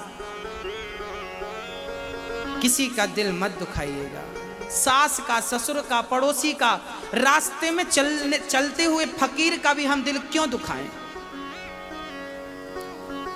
क्यों किसी का दिल दुखाएं? क्या मिलेगा हमें, क्या फायदा होगा? भक्तों, आज बहुत सारी माएं दुखी हैं, बहुत सारी माताएं दुखी हैं। आज उनके बच्चों ने, पता है, एक मां मेरे सामने आकर रोने लगी, एक मां मेरे पास आकर रोने लगी, कहने लगी, बेटा, मेरी अपनी बहू ने मुझे धमकी दी है कि हम तुम्हें जहर देके मार डालेंगे। प्यार की एक रोटी ही तो मांगती हूं, मांगती क्या हूं? मेरी बहू, मेरा बेटा बंगले में रहता है और उसी बंगले में जो सीढ़ी है ना, जीना, सीढ़ी के नीचे किनारे पे मेरी खटिया डाल दी। सोचिए, बेटा बहू बंगले में रहते हैं, आलीशान बंगला, एसी लगी है, सारी सुविधाएं हैं, और माँ को घर के बाहर जीने के नीचे, सीढ़ियों के नीचे पलंग डाल दिया। कभी आइए, मैं उस माँ से मिलाऊंगा आपको, जिसका बेटा आलीशान जिंदगी जीता है, बहू आलीशान जिंदगी। सोचिए, जिस माँ का वो घर था, आज उस घर पर बेटे ने कब्जा कर लिया और माँ को एक खटिया जीने के नीचे, सीढ़ी के नीचे दे रखा है। कुत्तों की तरह रोटियां डाली जाती हैं। इंसानियत मर चुकी है भक्तों। मैं आपसे प्रार्थना करता हूं कि अपने अंदर की इंसानियत आप मत मरने दीजिएगा। बुजुर्गों पर अत्याचार मत करिएगा बुढ़ापे में। कहते हैं, माँ की दुआ यदि निकल जाए ना तो भगवान टाल नहीं सकता, और माँ के अंदर से बद्दुआ निकल गई ना तो भगवान तुम्हें बचा नहीं सकता। एक होती है दुआ, एक होती है बद्दुआ। जिन बच्चों ने, जिन बहुओं ने माँओं को घर से निकाल रखा है, उन माँओं के लिए दास अनिरुद्ध श्रीधाम वृंदावन में एक वृद्धाश्रम बनाने जा रहा है, जहां पर मेरी माँओं को रहने की संपूर्ण व्यवस्थाएं, रहने की, खाने की, उनके वस्त्र की, उनकी दवाइयों की, कोई चीज की जरूरत पड़े तो ये दास जब तक जिंदा है मांग मांग कर आप जैसे भक्तों से अपनी माँओं की सेवा करता रहेगा। भक्तों, यदि ईश्वर ने आपको इस योग्य बनाया है कि आप भी इस किसी एक माँ को गोद ले लीजिए ना। मुझे तो हजारों माँओं की सेवा करनी है अपनी श्वास रहते। आपसे मैं केवल एक माँ के बारे में कह रहा हूं। आप एक माँ को गोद ले लीजिए और एक माँ को आप गोद लेकर कह दीजिए कि इस माँ की रोटी मैं चुकाऊंगा, इस माँ को रोटी मैं खिलाऊंगा। आप अपने घर में 5 लोगों को खिलाते होंगे, वृंदावन में रहने वाली मेरी एक माँ को आप गोद लेकर उससे रोटी की व्यवस्था कर दीजिए। एक माँ को रोटी ही देना है। और जब वो माँ वृंदावन में बैठकर आपका एक रोटी खाएगी ना, वहां से दुआ भेजती रहेगी। कहते हैं कि दवा जब काम करना छोड़ देती है, वहीं से दुआ अपना काम करना शुरू करती है। बस एक माँ को गोद लेकर मात्र 21,000 देकर आप एक माँ को गोद लेकर आप हमारे मेंबर बन सकते हैं, सदस्य बन सकते हैं। और आपको वो 21,000 मैं बैंक में जमा करूंगा तो उसी के ब्याज से एक माँ जीवन भर, जब तक उसकी सांस रहेगी, आप एक बार सहयोग करेंगे और वो जीवन भर माँ रोटी खाएगी आपके सहयोग की। हमारे बीच में श्री कृष्णा कैलाश साहू, कल हमारे पास एक मैया जी आई बड़ी दूर से, 200-300 किलोमीटर 400 किलोमीटर दूर से लगभग। और उन्होंने आकर हमसे कहा कि गुरुजी हम एक माँ को गोद लेना चाहते हैं, एक माँ को आजीवन भोजन देना चाहते हैं। इतनी दूर से वो एक माँ को गोद लेने के लिए यहाँ आई और उन्होंने अपना सहयोग देकर, मैं उनसे निवेदन करूँगा, उनकी बेटी यहाँ पर हैं, आप आवे मंच में। श्री कृष्णा कैलाश साहू जी आप मंच पे आए, आप आए। आपने इतनी दूर से केवल एक माँ को सहयोग देने के लिए यहाँ आई हैं। भक्तों, द्रौपदी ने अश्वत्थामा को क्षमा कर दिया।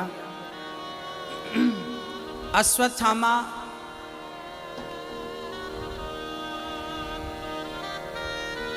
पांडवों के वंश को नष्ट करने के लिए षड्यंत्र रचा। उत्तरा गर्भवती थी, उत्तरा के गर्भ को नष्ट करने के लिए उन्होंने ब्रह्मास्त्र चला दिया। ब्रह्मास्त्र उत्तरा की ओर बढ़ा, उत्तरा दौड़ करके कृष्ण की शरण में चली जाती हैं और रोती रोती कहती हैं, पाहि पाहि महायोगिन देव देव जगत्पते, नान्यं त्वद्भयं पश्ये यत्र मृत्युः परस्परम्।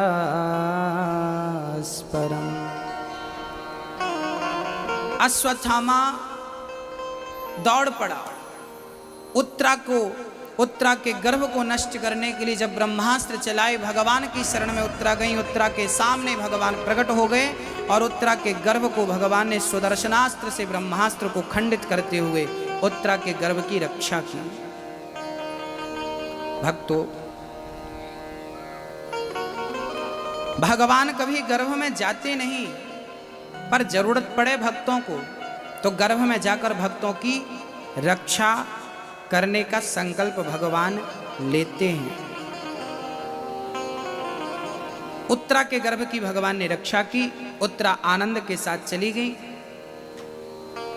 भगवान ने अश्वत्थामा को दंड दिया कि जाओ तुम अमर हो जाओ। आपने एक गर्भवती नारी के गर्भ को नष्ट करने का कार्य किया है, आपको अमर करते हैं। अमर कर दिया। अमर कैसे किया? प्यास लगेगी पर पानी नहीं पी सकेंगे, भूख लगेगी पर भोजन नहीं कर सकेंगे, इस प्रकार अमर कर दिया। मैया जी, गर्भ हत्या करना, भ्रूण हत्या करना सबसे बड़ा पाप है, पता है आपको? गर्भ के बच्चे को मारना, मरवाना बहुत जघन्य अपराध है। कृपया ये पाप से बचें, नहीं तो बड़ा कष्ट भोगना पड़ेगा आपको। कई लोग धड़ल्ले से भ्रूण हत्या करवाते हैं। अच्छा एक बात बताओ मैया जी, आपके गर्भ में जो बच्चा था, बेटा था या बेटी थी मुझे नहीं पता, आपने उसे मरवा डाला, गिरवा दिया, बस एक बात बताओ कि उस बच्चे का अपराध क्या था? किस अपराध की आपने उसे सजा दी? हाँ, क्या गुनाह किया था उसने? किसी को मार डालना क्या उचित है? और वो भी अपने ही बच्चे को? हाँ या ना? सिर वेर हिलाओ। सही है। अभी तो सरकार थोड़ा कड़ी हो गई कि आप चेक नहीं करा सकते कि बेटा है कि बेटी, नहीं तो लिंग परीक्षण करा के बेटी होती तो गिरा ही देते थे, मरवा ही डालते थे। बिटिया किसी को चाहिए नहीं। अभी नवरात्रि गई, कन्याओं को खिलाया कि नहीं खिलाया? नवरात्रि में कन्या तो चाहिए, पर किसी को कन्या नहीं चाहिए। हाँ, सबको बेटे चाहिए। बेटे भले, हमारी समाज में इतनी गलत विचारधारा फैल चुकी है कि बेटी चाहिए ही नहीं, बेटा भले लात मारे पर चाहिए बेटा। इस प्रकार की विचारधारा बन चुकी है, थिंकिंग बन चुकी है। क्या कहें, किसको कहें? भगवान ने अश्वत्थामा को दंड दिया, वहां से अश्वत्थामा जी गए हैं। आज भगवान द्वारिका जाने की तैयारी कर रहे थे। कुंती बुआ हाथ जोड़कर खड़ी हो गई। कृष्णाय वासुदेवाय देवकी नंदनाय च। भाई साउंड वाले भैया कहाँ? नंद गोप कुमाराय गोविंदाय नमो नमः। कुंती बुआ ने कहा, हे श्याम सुंदर, हे नंद नंदन, हे मुरलीधर, हे वंशीधर, आज मैं आपसे कुछ मांगना चाहती हूँ। हाँ हाँ बुआ मांगो, क्या चाहती हो? कुंती ने कहा कि श्याम सुंदर, आज मैं आपसे दुख मांगना चाहती हूँ। क्या चाहते हैं? थोड़ा बढ़ाओ बेटा। क्या चाहते हैं? दुख चाहते हैं। विपदा सन्तु नः शश्वत् तत्र तत्र जगद गुरो भवतो दर्शनम यत् स्यात् आपुनर्भव दर्शनम। कुंती बुआ ने भगवान से दुख मांगा। हे गोविंद, हमें सुख नहीं चाहिए, हमें दुख चाहिए। किसी ने पूछा दुख क्यों चाहिए? कुंती बुआ ने कहा, जब से होश संभाला है जीवन में, दुख के जीवन में जब से होश संभाला। कन्हैया ने कहा, बुआ आपने दुख ही दुख पाया, फिर भी हमसे दुख की कामना करती हो। कुंती बुआ ने कहा, कन्हैया जीवन में जब जब दुख आया है तब तब मुझे आपके दर्शन हुए हैं, और जीवन में जब जब सुख आया है आपका पता ही नहीं चला आप कहाँ चले गए। ऐसे सुख का मैं विरोध करती हूँ। ऐसे सुख पर पत्थर पड़े जो कृष्ण हृदय से जाए, बलिहारी व दुख की जो पल पल नाम जपाए। हमें सुख की कामना नहीं है, हम दुख ही पसंद करेंगे। कम से कम उस दुख में आपका चिंतन तो बना रहता है, आपकी याद तो आती है। ऐसा सुख किस काम का जिसमें भगवान को ही भूल जाए। कुंती ने क्या मांगा? मैया जी क्या मांगा? बताओ, भगवान से क्या मांगा कुंती ने? आप बताइए, क्या मांगा? जोर से बोलो, क्या मांगा? दुख मांगा। क्यों मांगा? क्यों मांगा? क्योंकि दुख में भगवान का चिंतन ज्यादा होता। दुख में सुमिरन सब करें, सुख में करें ना कोई। जो सुख में सुमिरन करें सो दुख काहे को होए। अच्छा, सुख बहुत अच्छे नहीं है मेरी माँ। ज्यादा पैसा, जरूरत से ज्यादा पैसा भी नहीं आना चाहिए। वो पैसा क्या करता है पता है? हैंग कर देता है। जरूरत से ज्यादा पैसा आपको अहंकारी बना देता है ना? हाँ या ना? जरूरत से ज्यादा धन अहंकारी बना देता है। रावण के पास जरूरत से ज्यादा धन आ गया तो क्या हो गया? अहंकारी हो गया। और ज्यादा धन मिल जाए तो याद रखिएगा, लोग चरित्र से भी गिरने लगते हैं। धनवान ही चरित्रहीन होते हैं, सब धनवान नहीं। जिनके अंदर धन को पाकर भी सरलता और सहजता बनी रहती है, उन पर तो भगवान की कृपा है। पर जो अहंकारी हो जाते हैं धन पाकर, ये चरित्र से भी गिर जाते हैं। आप बहुत धनवान हैं, परंतु आप धनवान होकर भी अहंकारी नहीं हैं, तो समझना कि बहुत बड़ी कृपा है भगवान की आप पर, जो आप अहंकारी नहीं।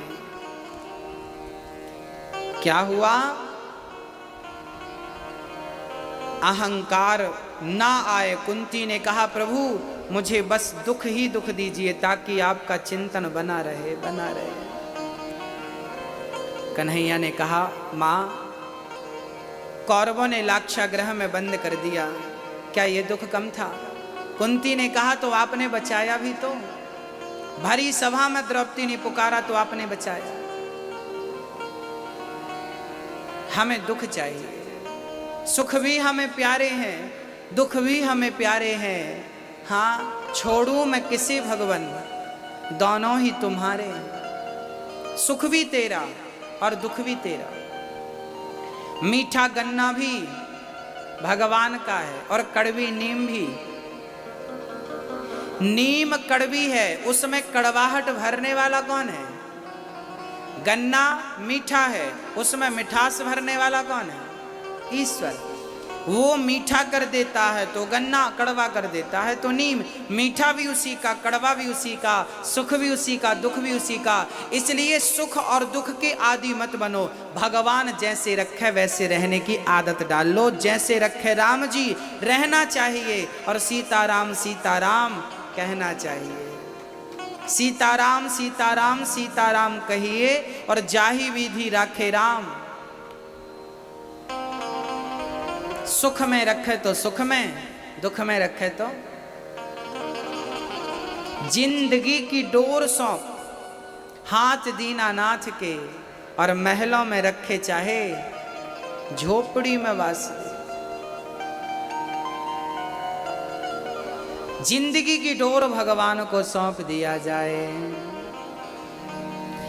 कि जिंदगी की डोर सौंप हाथ दीनानाथ के। ये जिंदगी की डोर सौंप हाथ दीनानाथ के, महलों में रखे चाहे झोपड़ी में वास दे। धन्यवाद निर्विवाद राम राम कहिए, जाहि विधि रखे राम ताहि विधि रहिए। किया अभिमान तो फिर मान नहीं पाएगा, होगा प्यारे वही जो श्री राम जी को भाएगा। धन आशा त्याग शुभ काम करते रहिए, जाहि विधि रखे राम ताहि विधि रहिए। जैसे रखे राम जी रहना चाहिए, और सीताराम सीताराम कहना चाहिए।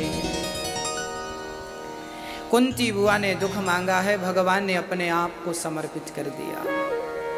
कुंती बुआ प्रसन्न हो गई। पितामह भीष्म ने भगवान की स्तुति की। बाणों की सैया पर पितामह भीष्म लेटे। पांचों पांडवों को लेकर भगवान चल पड़े पितामह भीष्म के पास।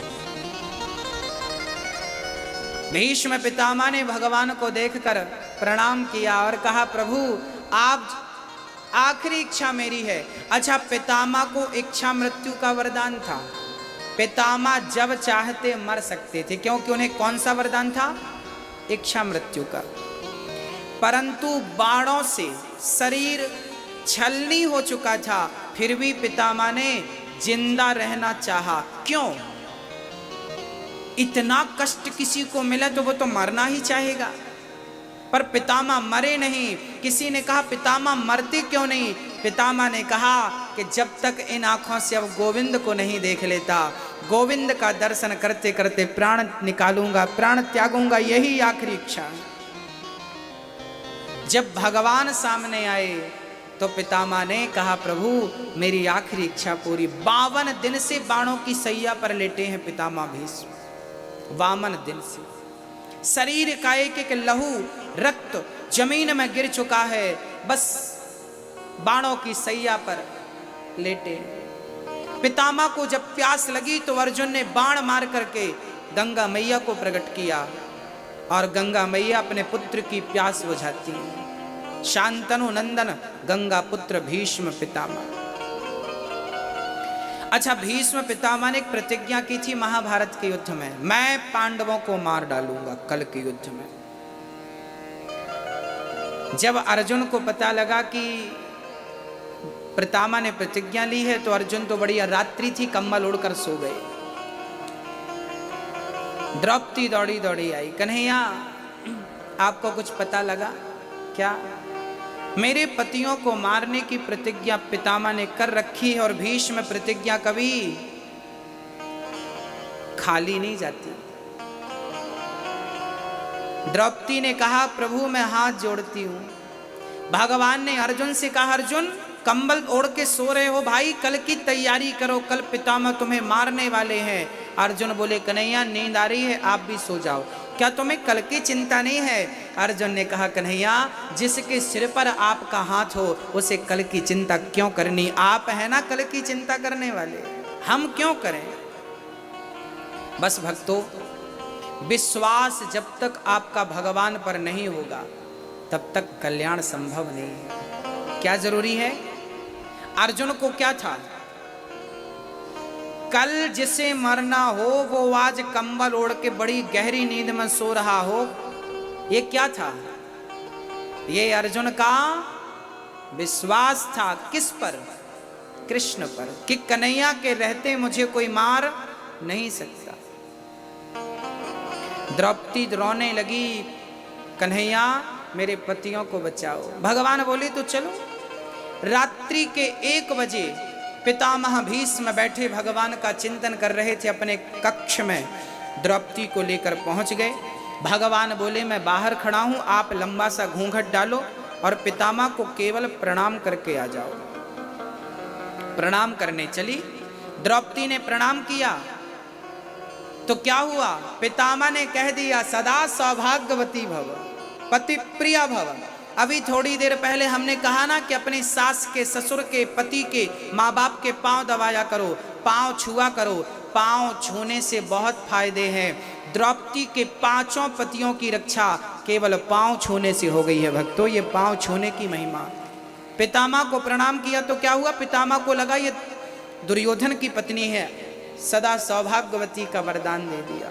घूंघट उठाया द्रौपदी ने, वाह पितामह, कल के युद्ध में मुझे मारने का, मेरे पतियों को मारने का संकल्प लिया है और आज मुझे सौभाग्यवती होने का वरदान दे रहे हैं। पितामह रोने लगे। देवी द्रौपदी तू अकेली नहीं आई। बाहर आकर देखा तो द्रौपदी की चरण पादुका हृदय से लगाकर भगवान खड़े थे। पितामह बोले, प्रभु ये चरण पादुका किसकी हैं? बोले द्रौपदी की। तो छाती से क्यों लगा रखी हैं? भगवान बोले, भक्त की रक्षा के लिए उसकी चरण पादुका छाती से क्या, मस्तक से लगानी पड़े तो मैं मस्तक से लगाने को तैयार हूँ। बस आपसे प्रार्थना करता हूँ कि मेरे भक्तों की रक्षा आप करिएगा। पितामह बोले, कन्हैया जिनके रक्षक आप हैं उन्हें पितामह क्या मारेगा? कल का युद्ध मेरा आखिरी युद्ध होगा और कल मैं अपने प्राणों को त्याग युद्ध से संकल्प संन्यास ले लूंगा। और बाणों को जब चलाया अर्जुन ने तो बाणों की सैया ग्रहण कर ली और आखिरी समय कृष्ण को देखते देखते प्राण त्यागने की कामना ने उन्हें अभी तक जिंदा रखा था। पितामह भगवान की छवि देखते हैं, दर्शन करते हैं, पितामह का कल्याण हुआ। भगवान द्वारिका गए जहां उनका यथाउचित स्वागत सम्मान हुआ और पांडवों का नाश करने वाले धृतराष्ट्र को विदुर जी ने ज्ञान दिया। अच्छा, धृतराष्ट्र आंखों से अंधे थे, केवल आंखों से नहीं, बुद्धि विवेक से भी धृतराष्ट्र अंधे हो चुके थे। मैया जी, एक आंखें होती हैं, ये भी हमारी आंखें हैं, ये चर्म चक्षु हैं। एक आंख अंदर है हमारी, ज्ञान और वैराग्य की आंख। ज्ञान ही आपके चक्षु हैं। ज्ञान क्या है? आपके नेत्र हैं। ये बाहर की आंख फूट जाए चलेगा, पर अंदर की आंख नहीं फूटनी चाहिए। कई लोगों की बाहर की आंख तो है पर अंदर की फूटी है, ये भी अंधे हैं। अच्छा, यहां कोई अंधा है क्या? मैया जी, आप आंख है आपकी? आपकी आंखें? भैया जी, आपकी आंखें? अंधे तो नहीं हो? नहीं नहीं, अंधे कह रहे हो। हमें तो लगता है कि आप लोग तो अंधे नहीं हो, पर वो लोग अंधे हैं जिनका बुढ़ापा आ गया, जो अभी तक भगवान की भक्ति नहीं कर रहे हैं, जो अभी तक आत्म कल्याण का उपाय नहीं कर रहे। मुझे लगता है वो लोग अंधे हैं भक्तों। जो बुढ़ापे में भी नाती पोता परिवार पैसे में लगे हैं, ये अंधे लोग हैं। आंख फूटने वाले को अंधा नहीं कहते, जिनका विवेक मर जाए, ज्ञान मर जाए, वैराग्य मर जाए, उसे अंधा कहते हैं।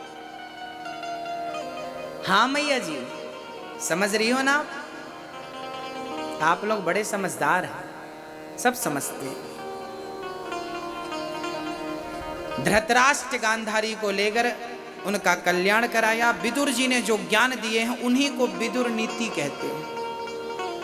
अब भगवान द्वारिका गए जहां सम्मान हुआ। जब भगवान ने पूरी लीला करी और जब धराधाम को छोड़कर गए तो पांचों पांडव कृष्ण के वियोग में तड़पने लगे। कुंती बुआ ने प्राण त्यागे और पांचों पांडव स्वर्गारोहण के लिए निकल गए। कुंती बुआ ने प्राण त्याग दिए। राजा परीक्षित कलयुग के प्रथम राजा बने। और राजा परीक्षित ये कौन थे? राजा परीक्षित उत्तरा के पुत्र, अभिमन्यु के पुत्र। एक दिन राजा परीक्षित भ्रमण करने निकले कि मेरी प्रजा किस प्रकार का व्यवहार कर रही है, किस प्रकार का रहन सहन है। जाकर देखा तो एक गाय और एक बछड़ा, गाय और बछड़ा दोनों को एक काला आदमी पाद प्रहार कर रहा था, मार रहा था। गाय रो रही थी, बछड़ा रो रहा था। बछड़े के 3 पांव तोड़ दिए उस काले आदमी ने मार मार के। एक पांव से बछड़ा खड़ा है और मां को देखता जा रहा है, रोता जा रहा है। राजा परीक्षित ने इस दृश्य को देखा, टूट पड़े। मूर्ख कौन है तू? मेरी गाय मेरे बछड़े को मारने वाला, अभी तुझे मौत के घाट उतारता हूं। तलवार निकाली, उस आदमी की तरफ बढ़े।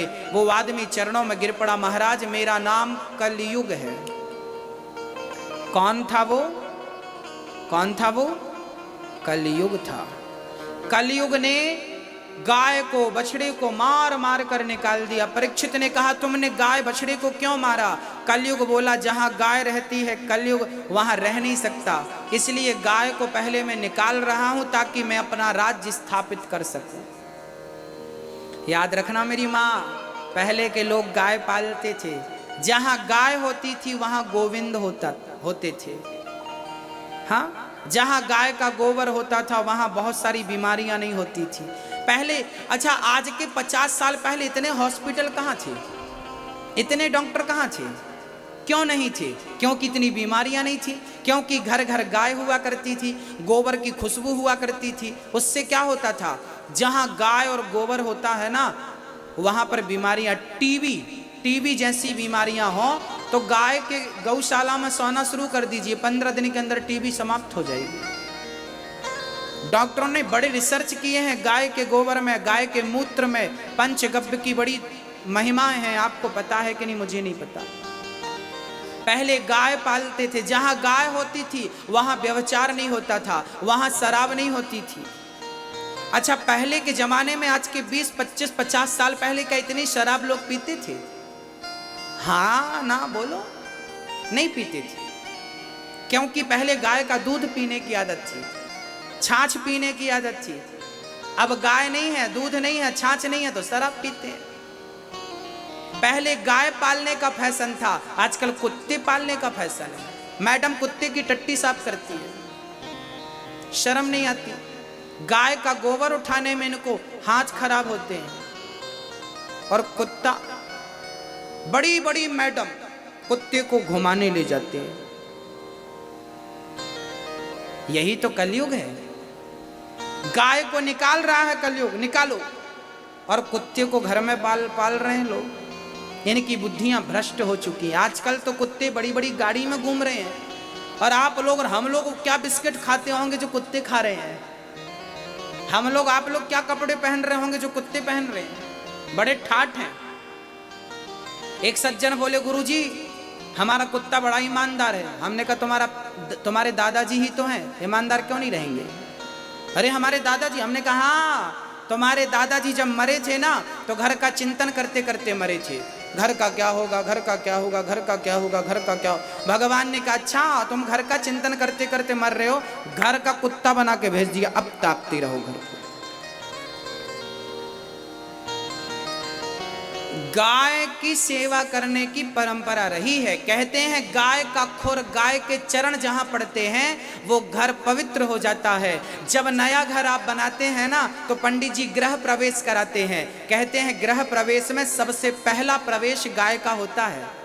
जिस घर में, नए घर में गाय का प्रवेश होता है वो घर रहने के योग्य होता है, वो घर शुद्ध होता है। और जिस घर में गाय ने अपने चरण नहीं रखे वो घर रहने के लायक नहीं है, वो भले सोने चांदी का क्यों ना हो।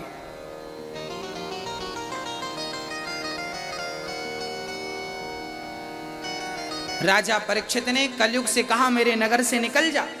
कलयुग बोला महाराज मुझे रहने की कुछ जगह तो दे दो। कहाँ रहेगा कलयुग? तब राजा परीक्षित ने कलयुग को रहने के लिए 4 कमरे बनवाए। आपके हरिगंगा नगर इस एरिया में कलयुग रहता है कि नहीं? कलयुग कहाँ कहाँ रहता है जरा सुनिएगा। द्यूतम बाणम स्त्रियः सूना यत्र धर्मश्चतुर्विधा। कलयुग का पहला ठिकाना है जुआ। जुआ। अच्छा भैया जी, दादाजी आप लोग खेलते हैं कि नहीं? ताश खेलते? आजकल मोबाइल पे लोग ताश खेलते। सुधरने वाले नहीं है। कलयुग का पहला ठिकाना जुआ। जुआ खेला था कौरवों ने तो नाश नहीं हुआ, सर्वनाश हुआ। जुआ खेलने वालों का सर्वनाश होता है। आप में से कोई खेलता है क्या? नहीं, जुआ मत खेला करिए। कौरवों ने जुआ खेला था, सर्वनाश हुआ। और जुआ के कारण ही महाभारत हुआ, जुआ के कारण ही द्रौपदी की लाज लूटी गई थी। जुआ ना होता तो नारी का अपमान ना होता, और जुआ ना होता तो महाभारत ना होता। कारण महाभारत का जुआ है। सोचिए जुआ क्या कराता है? महाभारत कराता है। जुआ क्या कराता है? बहन बेटी की लाज को लुटवाता है ये जुआ। इसलिए जुआ मत खेलिए। जुआ खेल रहे हैं, अच्छा आप में से कौन से पिता चाहते हैं कि आपका बेटा बहुत बड़ा जुआड़ी बने? क्या आप चाहते हैं कि आपका बेटा जुआड़ी बने? हाँ या ना? नहीं चाहते ना? आप ये नहीं चाहते कि मेरा बेटा जुआड़ी बने। जब आप अपने बेटे को जुआड़ी नहीं बनाना चाहते तो आप खुद क्यों जुआड़ी हैं भाई? आप खुद जुआ खेलना बंद कर दीजिए। कलयुग का प्रथम स्थान जुआ है। आपके नगर में खेलते हैं कि नहीं जुआ? सबसे ज्यादा जुआ बूढ़े लोग खेलते हैं, और अकेले बूढ़े नहीं खेलते, बच्चों को बुलाते हैं तुम भी खेलो, तुम भी खेलो। एक दादाजी से हमने कहा दादाजी आप जुआ खेल रहे हैं? अरे महाराज जी टाइम पास कर रहे हैं, जुआ नहीं है। हमने कहा टाइम पास क्या करोगे? अब तो टाइम आपको ही पास करने वाला है, आप क्या टाइम पास करेंगे? टाइम तो अब आपको ही पास करेगा। इसलिए जो समय बचा है जुआ नहीं, कीर्तन करिए। पहले के दादाजी बच्चों का हाथ पकड़ के मंदिर ले जाते थे, आजकल के दादाजी बच्चों को गोद में बिठाते हैं और सामने पत्ते होते जुआ हो और नाती गोद में बैठा है। बताइए दादा बच्चे के संस्कार के साथ कितना बड़ा खिलवाड़ कर रहे हैं। ऐसे दादाजी को तो डंपर में भर के सीधे हरिद्वार भेजना चाहिए और गंगा जी में विसर्जन। वहां रहेंगे वहां भी खेलेंगे ये। इनका तो ना रहना ही अच्छा है, इनका रहना अच्छा नहीं है। बिच्छू रहेगी तो डंक मारेगी, गाजर घास रहेगी तो वो नुकसान करेगी, ये भी गाजर घास है। ये जहां रहेंगे जुआ खेलेंगे, इसलिए इनको गंगा जी में विसर्जन कर दो। हम तो कहते हैं अपनी आदत को विसर्जन कर दो, जुआ खेलने की आदत को, नहीं तो खुद विसर्जित हो जाओगे, जल्दी से सर्वनाश करके और जाओगे। द्यूतम कलयुग का पहला ठिकाना जुआ, दूसरा ठिकाना पानम बोले तो शराब। जहां शराब है वहां कलयुग है। शराब पियोगे तो नाश नहीं होगा, सर्वनाश की व्यवस्था। आप लोग पीते तो नहीं है। एक सज्जन हमारे पास आए, महाराज जी आप भी पियो। गरम गरम ले आए गिलास में। हमने कहा क्या है? बोले अंगूर की निकाली ताजी ताजी, पी लो। हमने कहा पिएंगे तो क्या होगा? बोले 12 घंटे ऐसी मस्ती चढ़ेगी, उतारी नहीं उतरेगी। हमने कहा फिर 12 घंटे बाद क्या करेंगे? बोले दूसरा पैक चढ़ा लेना। हमने कहा फिर उतर जाएगा, क्या करेंगे? बोले तीसरा पैक चढ़ा लेना। बोला हमारी दुकान से आपके लिए फ्री, जितना चाहे पियो। हमने कहा साहब हम पीते तो हैं पर तुम्हारी वाली नहीं पीते, क्योंकि तुम्हारी वाली 12 घंटे में उतरती है। हमने एक बार ऐसी पी रखी है कि एक बार ही पीनी पड़ती है, जन्म जन्म तक नहीं उतरती वो। जाम पर जाम पीने से क्या फायदा, रात बीती उतर जाएगी। हरि नाम का जाम पी ले बंदे, तेरी जिंदगी सुधर जाएगी।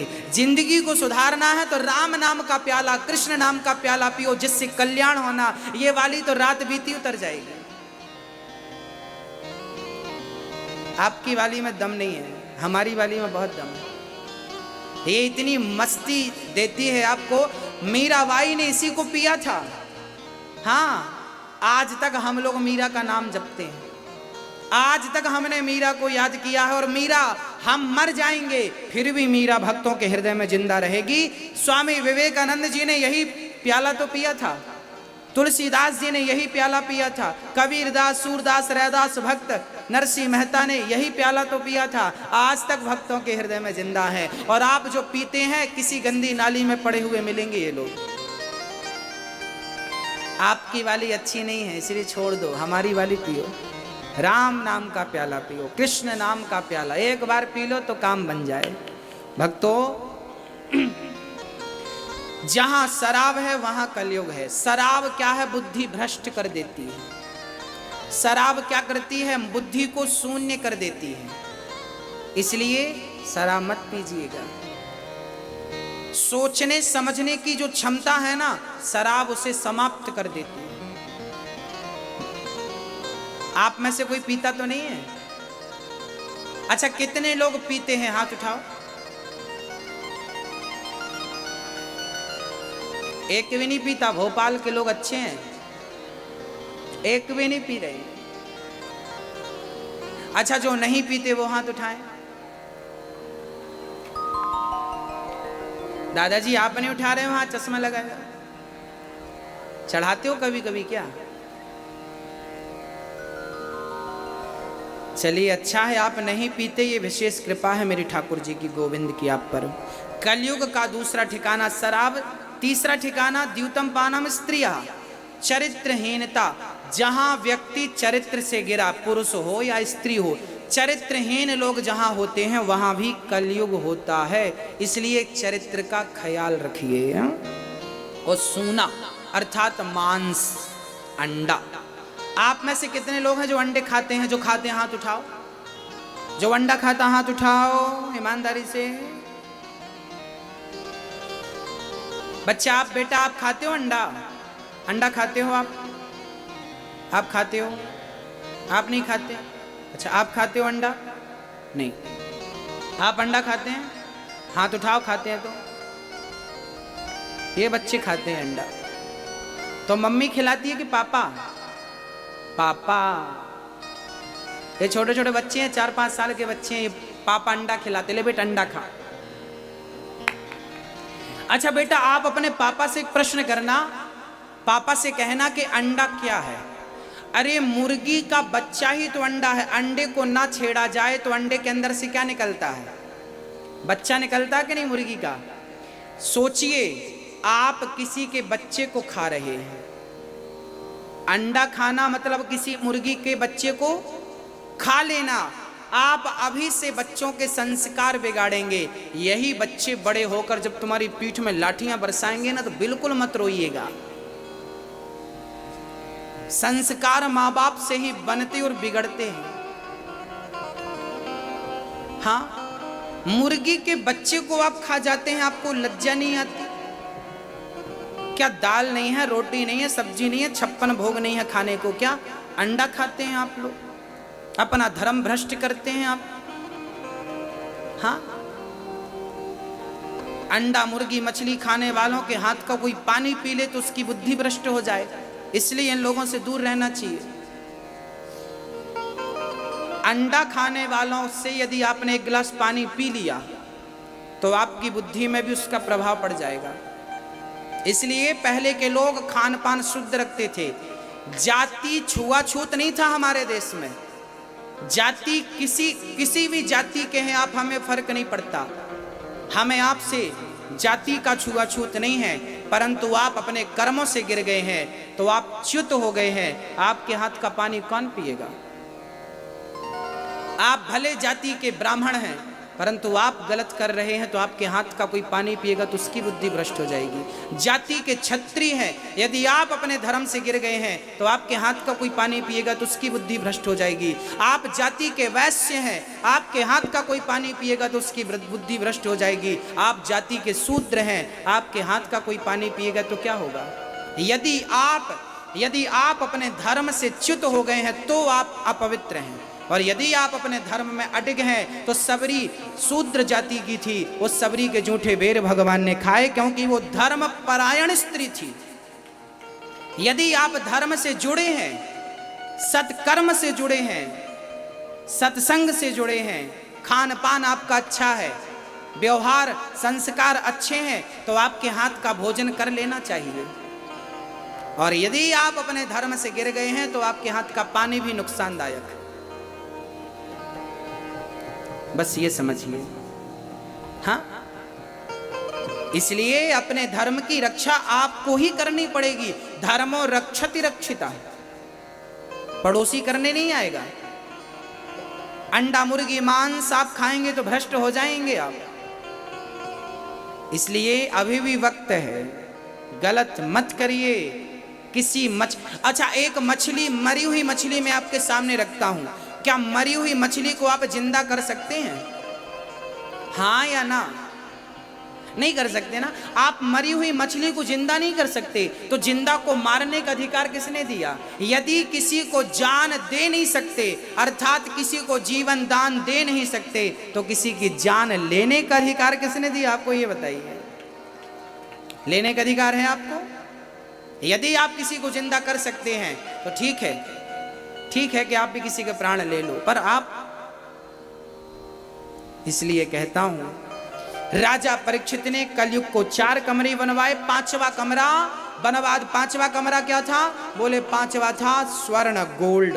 राजा परीक्षित ने स्वर्ण की मुकुट पहन रखी थी, वो जरासंध की थी। जरासंध को मारकर भीम भैया ने वो मुकुट ले आई, और वही मुकुट आज राजा परीक्षित ने पहनी, तो राजा परीक्षित की बुद्धि भ्रष्ट हो गई। कलयुग राजा परीक्षित के सिर पे चढ़ गया, और राजा परीक्षित की बुद्धि। अच्छा, कलयुग क्या करता? बुद्धि भ्रष्ट कर देता है।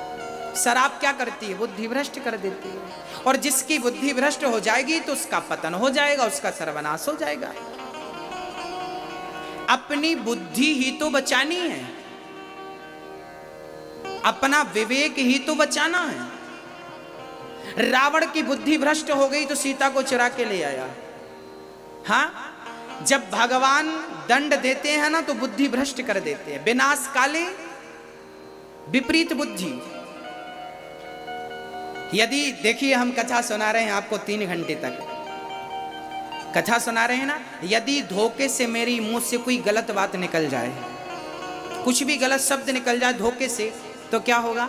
अच्छी बातें हाईलाइट नहीं होंगी, पर वो गलत बात निकल जाए तो लो महाराज जी ने ऐसा कहा, हमारा अभी बवाल हो जाएगा। जब मेरी बुद्धि भ्रष्ट होगी ना तो मेरे मुंह से गलत निकलेगा। जब तक मेरी बुद्धि में भगवान का वास है तब तक मेरी वाणी से भगवान की चर्चा निकल रही है, और जब मेरी बुद्धि में कलयुग का वास हो जाएगा तो मेरी वाणी से गलत गलत निकलेगा। बस मेरी माँ जिनकी बुद्धि भ्रष्ट हो चुकी है वही गलत बातें करते हैं, इनकी बुद्धि में कलयुग आके बैठा है।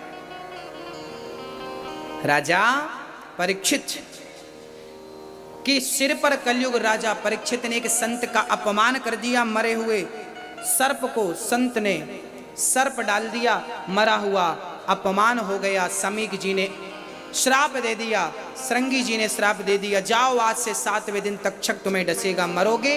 राजा परीक्षित को 7 दिन में मरने का श्राप लगा। राजा परीक्षित घर छोड़कर गंगा के पावन तट पर चले गए। सुखदेव जी ने आकर पावन चर्चा सुनाई। राजा परीक्षित ने कहा, प्रभु जल्दी मरने वाले व्यक्ति को क्या करना चाहिए?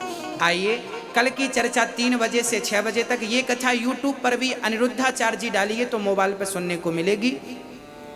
आइए भगवान शंकर पार्वती का दर्शन करते हैं, भगवान शिव का पावन दर्शन करते हैं और बड़े भाव से आरती की ओर चलेंगे। एक छोटी सी प्रार्थना, कल कथा 3 बजे से 6 बजे तक है, टीवी पर भी 3 से 6 आ रही है लाइव। आप सभी लोग समय का ख्याल रखिए और अपने पड़ोसियों को सूचना दीजिए।